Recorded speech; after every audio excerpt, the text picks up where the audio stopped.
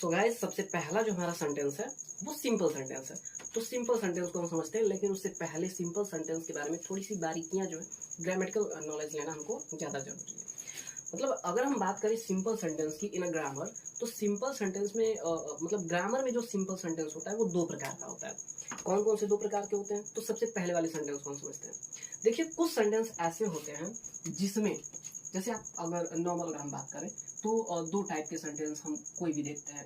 एक सेंटेंस वो होते हैं जिसमें हम देखते हैं कि जो हमारा सब्जेक्ट है उसके द्वारा कोई कार्य हो रहा है। ठीक है, ये पहली चीज आप नोटिस करिएगा। आप किसी भी सेंटेंस को लीजिएगा और देखिएगा कि हमारे जो पहले सेंटेंस होते हैं, एक प्रकार का सेंटेंस ऐसा होता है जिसमें सब्जेक्ट के द्वारा कोई कार्य होता है। लेकिन वहीं पर एक प्रकार के सेंटेंस ऐसे भी होते हैं जिसमें जो हमारा सब्जेक्ट होता है उसमें कोई कार्य नहीं होता है, सब्जेक्ट के द्वारा कोई कार्य नहीं होता है। सो यहाँ पे मेनली आपको दो सेंटेंस बता दिए गए। मतलब एक ऐसा होता है जिसमें सब्जेक्ट के द्वारा कोई कार्य हो रहा होता है, या एक सेंटेंस ऐसा होता है जिसमें सब्जेक्ट के द्वारा कोई कार्य नहीं हो रहा होता है।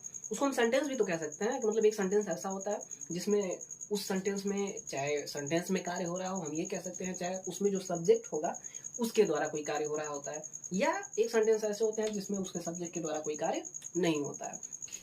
तो जब भी आप देखिए कि कोई भी ऐसा सेंटेंस हमको मिल रहा है जिसमें सब्जेक्ट के द्वारा कोई कार्य नहीं हो रहा है, ठीक है, जिसमें सब्जेक्ट के द्वारा कोई कार्य नहीं हो रहा है, वो सेंटेंस आपका सिंपल सेंटेंस कहलाता है। कौन सा सेंटेंस कहलाता है? सिंपल सेंटेंस कहलाता है। तो ये एक नॉर्मल, मतलब एक ग्रामर के अंदर जो सिंपल सेंटेंस आ रहा है हम उसकी बात कर रहे हैं। सिंथेसिस के अंतर्गत जो सिंपल सेंटेंस आ रहा है हम अभी उसकी बात नहीं कर रहे हैं। इस चीज को आप ध्यान में रखिएगा, वरना कमेंट सेक्शन में आप कहेंगे कि सर ये सेंटेंस तो सिंपल क्यों नहीं है। तो मैं पहले कह दे रहा हूँ कि जो सिंथेसिस के अंतर्गत सिंपल सेंटेंस आते हैं हम उसकी बात नहीं कर रहे हैं, हम नॉर्मल सिंपल सेंटेंस की बात कर रहे हैं। तो नॉर्मल सिंपल सेंटेंस वो सेंटेंस होते हैं जिसमें सब्जेक्ट के द्वारा कोई कार्य नहीं होता है। अब आप कहेंगे कि ऐसा कौन सा कार्य है, मतलब ऐसा कौन सा सेंटेंस है? जैसे मान लीजिए हमने लिखा कि Ram is a good boy. Ram क्या है? एक अच्छा लड़का है। ठीक है, तो इसमें राम भाई एक अच्छा लड़का है, राम के द्वारा कोई कार्य नहीं हो रहा है, राम के द्वारा कोई कार्य नहीं हो रहा है। अगर हम कह दें कि ही हैज ए डॉग, उसके पास एक कुत्ता है, इसमें भी क्या हो रहा है? सब्जेक्ट के द्वारा कोई कार्य नहीं हो रहा है, सब्जेक्ट के द्वारा कोई कार्य नहीं हो रहा है। एक और सेंटेंस हम ले लेते हैं कि ही वॉज टॉल। ठीक है, इसमें भी सब्जेक्ट के द्वारा कोई कार्य नहीं हो रहा है। तो जब भी आप देखिए कि ऐसे सेंटेंस जिसमें सब्जेक्ट के द्वारा कोई कार्य नहीं हो रहे हैं, उन सेंटेंसेस को हम सिंपल सेंटेंस कहते हैं। और ये नॉर्मल सिंपल सेंटेंस होते हैं जो ग्रामर के अंतर्गत आते हैं। लेकिन उस ग्रामर के अंतर्गत जब हम सिंथेसिस की बात करते हैं और उस सिंथेसिस में जो सिंपल सेंटेंस आता है वहां पर ये नियम लागू नहीं होता है। मतलब ये जो अभी हमने सिंपल सेंटेंस के बारे में बताया, इस सिंपल सेंटेंस को हम वो सेंटेंस नहीं कह सकते हैं। तो ये कौन सा सेंटेंस होता है, इसको हमको समझने की आवश्यकता है। तो हम इसको समझते हैं।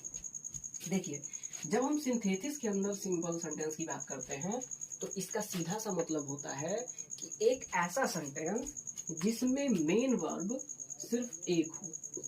अब चाहे उसमें सब्जेक्ट के द्वारा कार्य हो रहा हो या कार्य न हो रहा हो, इससे कोई दिक्कत नहीं है। मतलब सब्जेक्ट के द्वारा कार्य हो रहा होगा तब भी कोई दिक्कत नहीं है, नहीं हो रहा होगा तब भी कोई दिक्कत नहीं है। लेकिन वो सेंटेंस सिंपल सेंटेंस से तभी कहलाएगा जब उसमें जो मेन वर्ब है वो क्या होनी चाहिए? सिर्फ एक होनी चाहिए। तो जैसे उदाहरण के माध्यम से समझिए, हमने कहा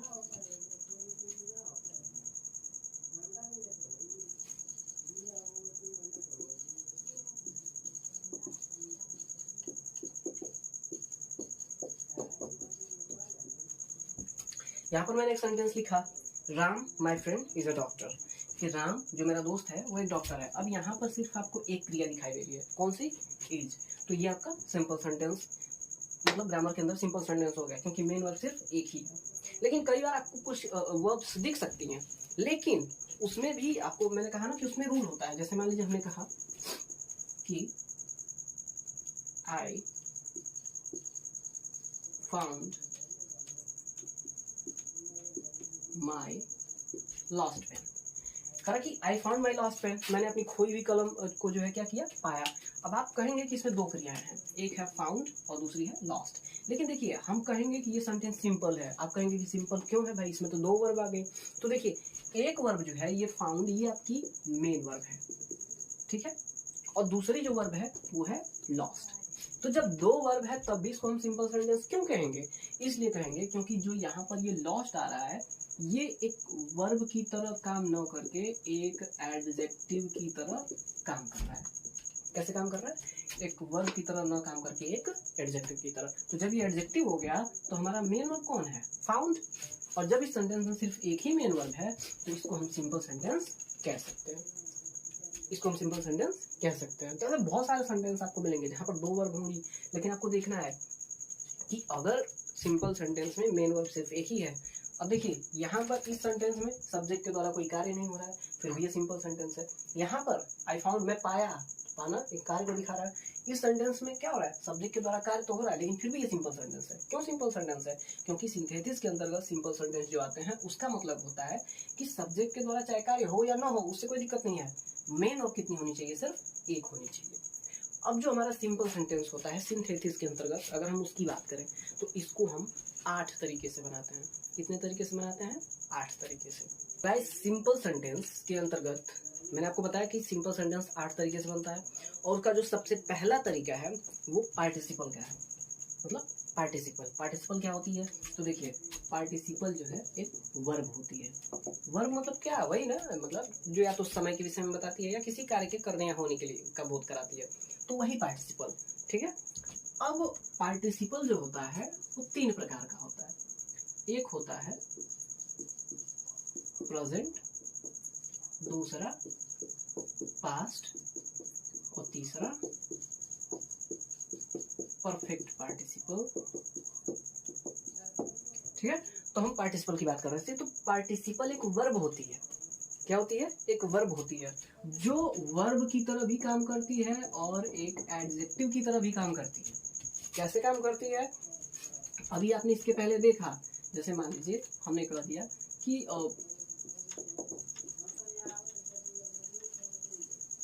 being hungry he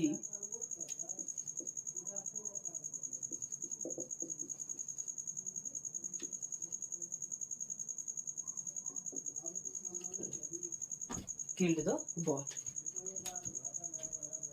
कहा कि being hungry he killed the bird।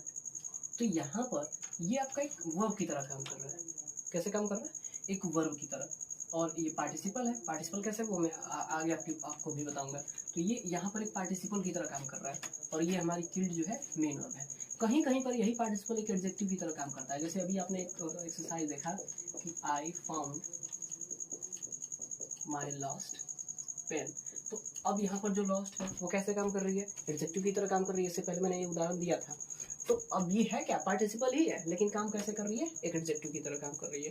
तो पार्टिसिपल का मतलब एक ऐसी वर्ब जो या तो वर्ब की तरह काम करे या तो एडजेक्टिव की तरह काम करे।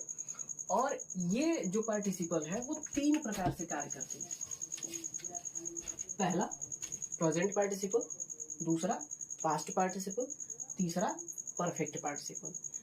प्रेजेंट पार्टिसिपल का मतलब जब आप देखिए कि किसी भी क्रिया के फर्स्ट फॉर्म में आईएनजी लगा हो, जैसे वहां पर बी में आईएनजी हमने लगाया था, तो किसी भी क्रिया के फर्स्ट फॉर्म में जब आईएनजी लगा हो और जब उसका हम हिंदी निकालें, उसका जब हिंदी अर्थ हम निकालते हैं तो वो करके या हुए में आता है, ठीक है। तभी हम उसको प्रेजेंट पार्टिसिपल कहेंगे। क्योंकि आप जानते हैं जो जिरंड होता है उसमें भी हम क्या करते हैं, मेन ऑफ की फर्स्ट फॉर्म में आईएनजी ही लगाते हैं, लेकिन उसका हिंदी अर्थ ना, ने, नी में आता है, वो करके हुए में नहीं आता है। तो जब करके हुए में आएगा उसको हम प्रेजेंट पार्टिसिपल बोलेंगे। पार्टिसिपल माने क्या, कि जब क्रिया अपने पास्ट फॉर्म में हो, किस फॉर्म में हो, पास्ट फॉर्म में, उसकी भी हिंदी यही आएगी। क्योंकि चूंकि वो पार्टिसिपल है तो पार्टिसिपल में तीनों की हिंदी वही होगी। परफेक्ट पार्टिसिपल, जब आप देखिए कि हैविंग या हैविंग बीन के बाद मेन ऑफ की जो थर्ड फॉर्म है, हैविंग का प्रयोग हम एक्टिव एस के सेंटेंसेस में करते हैं, हैविंग बीन का प्रयोग पैसिव एस के सेंटेंसेस में करते हैं। तो इनके साथ अगर मेन ऑफ की थर्ड फॉर्म आ रही हो तो वहां पे आप समझ जाइए कि ये परफेक्ट पार्टिसिपल है और इसकी भी हिंदी करके या हुए आती है। तो आपको पार्टिसिपल बहुत इजी है, समझना है कि जब मुख्य क्रिया के फर्स्ट फॉर्म में आईएनजी जुटा हो, उसकी हिंदी कर करके या हुए में आ रही होगी, तब वो जो वर्ब होगी, चाहे वर्ब की तरह कार्य कर रही होगी चाहे एडजेक्टिव की तरह, उसको हम पार्टिसिपल तो बोलेंगे लेकिन प्रेजेंट पार्टिसिपल। जब आप देखिए कि मुख्य क्रिया की थर्ड फॉर्म आ रही हो और उसकी हिंदी कर करके हुए में आ रही हो, चाहे वो वर्ब की तरह काम करे चाहे एडजेक्टिव की तरह, तो उसको हम पास्ट पार्टिसिपल बोलेंगे।